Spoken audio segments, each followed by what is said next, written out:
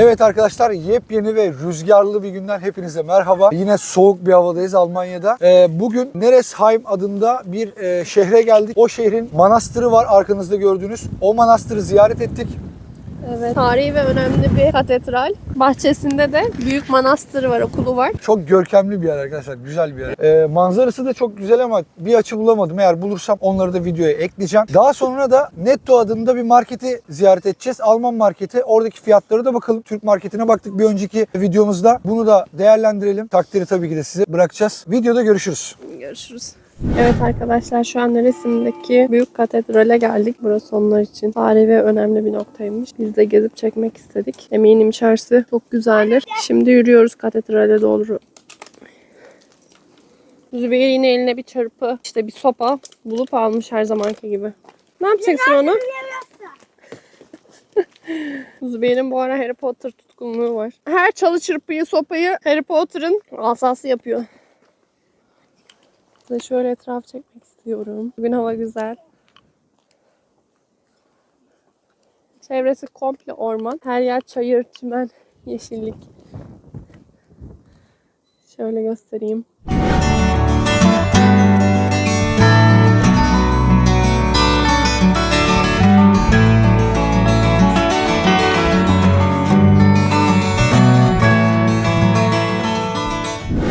Şurada çok eski yapılar var. Şu an kullanılmıyor tabii. Taştan yapılmış. Çatıları çok geniş. Çok fazla kar aldığı için buralar çok eğimli büyük çatılar yapılıyor. Bizim minikler sürekli oyun oynuyor.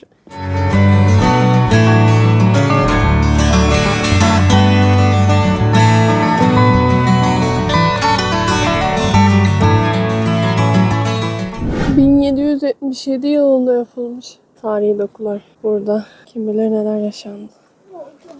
Evet, o kapıdan giriş yasak ama buradan giriş yapabiliyoruz. Evet. Burası günah çıkarma odaları.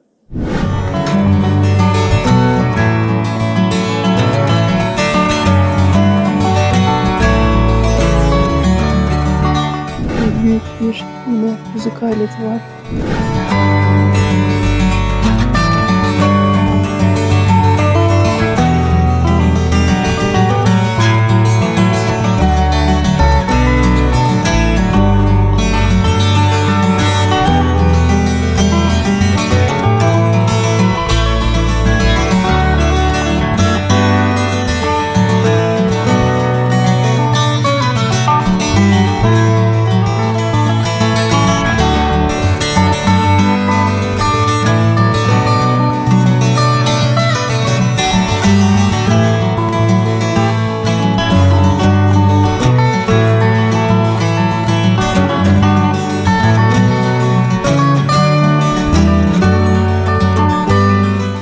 Kilisede Hazreti İsa'nın doğumunu canlandıran bu tarz heykeller yapılıyor.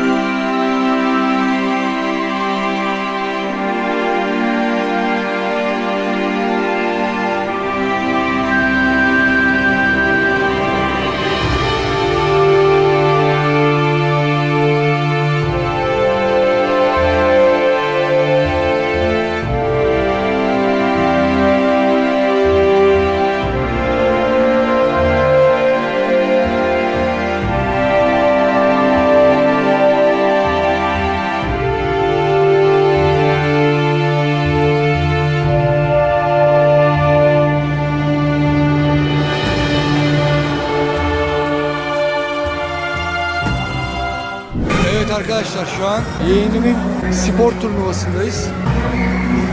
Mikrofonu falan almadım yanıma. Böyle takılıyoruz. Zübeyir, sen de futbola gidecek misin?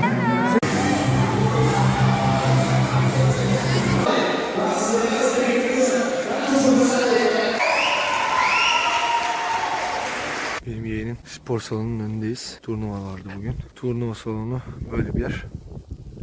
Burası da başka bir şehir arkadaşlar. Gördüğünüz gibi. Evler nizami şu şekilde. Otoparkları var. Çok güzel değil mi?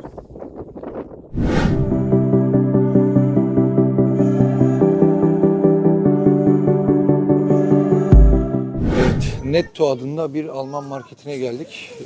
Burası Neresheim diye bir kasaba. O kasabada bulunan bir Netto Alman marketi. Şimdi burada mandalinalar var. 2.69.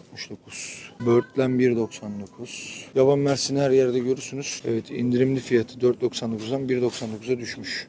Burada Alman marketlerin bazıları çok Türk marketleriyle hemen hemen aynı fiyattayken Aldi ve Lidl gibi büyük Türkiye'de A101, BİM gibi düşünürseniz daha uygun fiyatlı şeyler var. Yani çok daha uygun aslında gıda burada. Birçok yerde çok daha fazla çeşide, çok daha uygun fiyata erişebiliyorsunuz.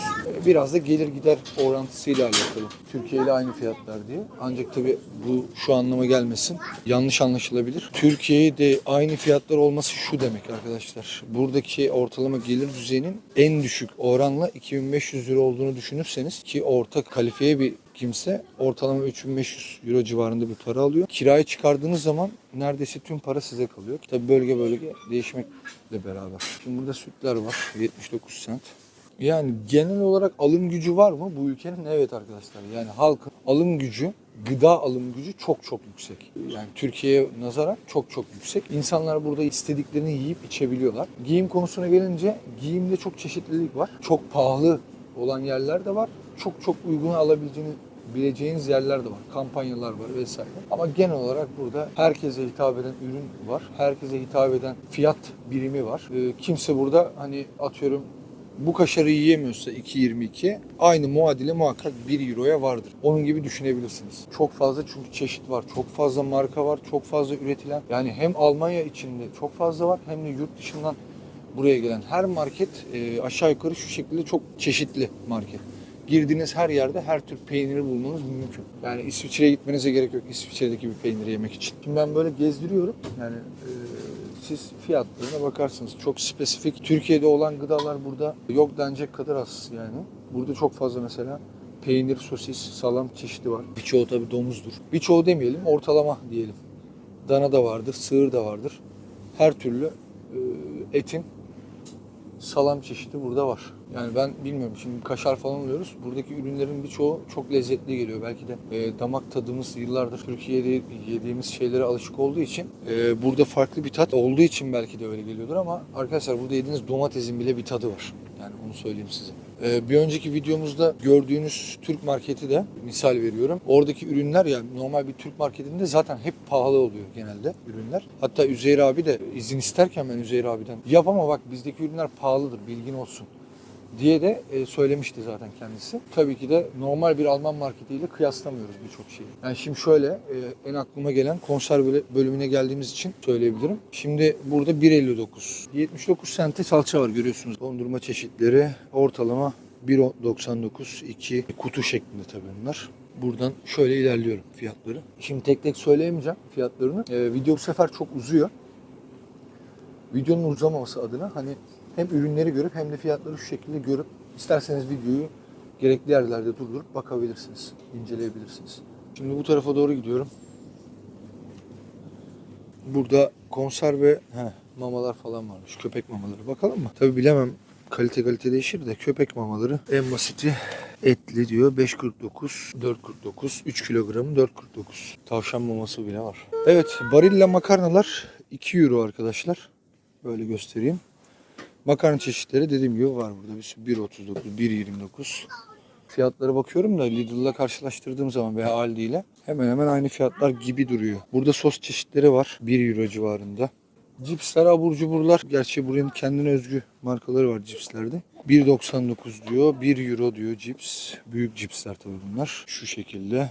Birim bazında evet çok makul. 0.99 bisküviler var. Ya görüyorsunuz yani çok fazla çeşit var arkadaşlar. Yani alabileceğiniz envai çeşit ürün var. Bir bisküvinin belki binlerce çeşidi var. Kapris'in biz bunları çok gösteriyoruz. Burası içki bölümü. Meraklısı için çekebilirim ancak burada 1 euroya da içki var anladığım kadarıyla. Daha pahalıya da var. Fantalar var. Fantalar kasa olarak 9.49 arkadaşlar. Genelde insanlar burada arkadaşlar böyle kasayla alıyorlar yani. Tane tane alan da var ama hani stok olayı çok fazla var burada. Herkesin kendi deposu olduğu için buradan gıdaları toplu toplu alıp ne yapıyorlar? Kendi evlerine götürüyorlar, koyuyorlar. Yani kısacası arkadaşlar herkesin buradan gıdaların toplu şekilde alıp mesela bunlar çok kullanılıyor buradaki insanlar tarafından. Bu ekmekleri alıyorsunuz, fırına atıyorsunuz. Fırında tekrardan pişip sıcak bir ekmek yemiş oluyorsunuz.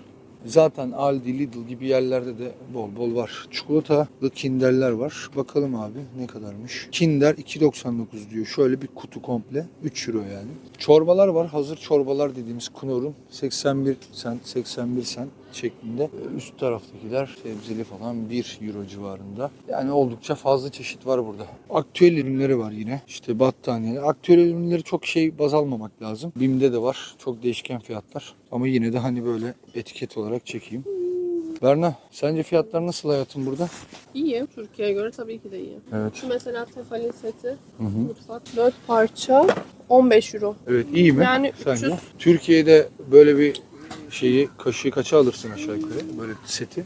Bu tefal olduğu için çok yüksek Türkiye'de tefal fiyatları ama şu an bilmiyorum. Şu yer silme aparatını çok övüyorlar. Fiyatı şu an 100 euro. Makinalı, elektrikli bir şey herhalde bu. Evet. Villada tarzında. Villada, evet. Buharlı bir de. Oo. Buharı temiz. İyiymiş. Hanımcığımın da yorumlarını aldığıma göre temizlik ürünlerine geçebiliriz. İlgilisi için temizlik ürünleri. Werner diyor 1.79. Sanırım bu yumuşatıcı. Bulaşık tableti 9.65. 3.95'e de var. 30 tabletli. Çamaşır suları 2.45. Temizlik ürünleri vesaire vesaire gidiyor. Bref de 2.29. Banyo, tuvalet, küf, yağ sökücü sanırım. Şu şekilde gösterebildiğim kadar göstermeye çalışıyorum. Persil var. Renkli çamaşırlar için 6.95. Bunların yorumlarını size bırakacağım. Tabii siz karar verin. Nutella var. Nutellalar şu an indirimde. Nutellalar 3.29 şu anda. Yine çerezler 1.29 paket halinde. Marketi gez bitiremiyoruz. Çok fazla ürün var. Çeşitlilik var. Şöyle Oreo'lar 1.89. Şeye göre Oreo çok ucuz burada bence. Çünkü her gün alıyorum. Oreo'yu sevdiğim için. Cipslerin fiyatlarıyla beraber hepsini çektim. Dediğim gibi arkadaşlar değerlendirmeyi size bırakıyorum. Herhangi bir yorum yapmayacağım bunun üzerine. Videolarda fiyatları görürsünüz. Ayrıca de en sonki videomda Almanya değerlendirmem olacak. Neler gördük, neler yaşadık gibi bir değerlendirmeler yapacağız zaten. Bir sonraki videolarda takipte kalın yani. Yunanistan'da ve Almanya'da en çok sevdiğim marketlerde olan şeyler, özellikler. Girdiğiniz zaman şu şekilde böyle atıştırmalıklar var. İşte Donald gibi, gibi çikolatalı, kruvasanlar vesaireler. Burada çok az kalmış şu anda, bitmek üzere herhalde. Ama bunlara bayılıyorum. Çok hoşuma gidiyor. Yunanistan'da da deniz kenarında gideceğim zaman marketlerde daha çok alışverişimi yapıp o şekilde gidiyorum. Ve oradan çikolatasını, kruvasanı, tuzlusunu, tatlısını, yiyeceklerin hepsini alıp öyle gidiyorum. Şu tarz markette fırın bölümü de var. Çok lezzetli ve taze ekmekler bulunuyor.